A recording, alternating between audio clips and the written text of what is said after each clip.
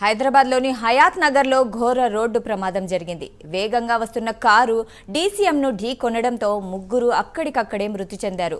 మరో ఇద్దరి పరిస్థితి విషమంగా ఉండడంతో స్థానికులు హుటాహుటిన ఆసుపత్రికి తరలించారు.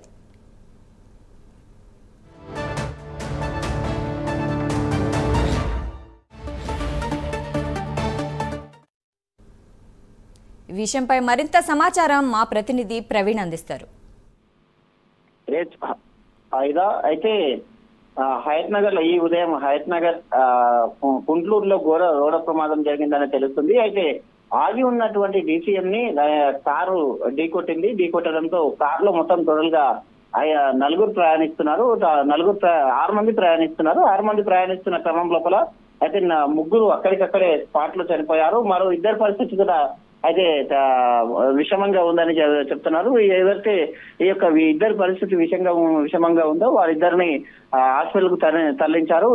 ఇక స్పాట్ లో చనిపోయిన వాళ్ళ పరిస్థితి కూడా విషమంగా చనిపోయిన వాళ్ళని కూడా హాస్పిటల్ కు తరలిస్తున్నారు. పోలీసులు సంఘటన స్థలానికి చేరుకొని అయితే దర్యాప్తు చేస్తున్నారు. వీళ్ళందరూ ఎక్కడి నుండి వస్తున్నారు, దేని కొరకు వెళ్ళారు, ఆగి ఉన్న కారుని ఆగి ఉన్న డీసీఎం ని ఏ విధంగా ఢీకొట్టారు అనే కోణం లోపల దర్యాప్తు అనేది చేస్తున్నారు. పూర్తి వివరాలు మరి తెలియాల్సి ఉంది. ఆయన రైట్, థ్యాంక్ యూ ప్రవీణ్.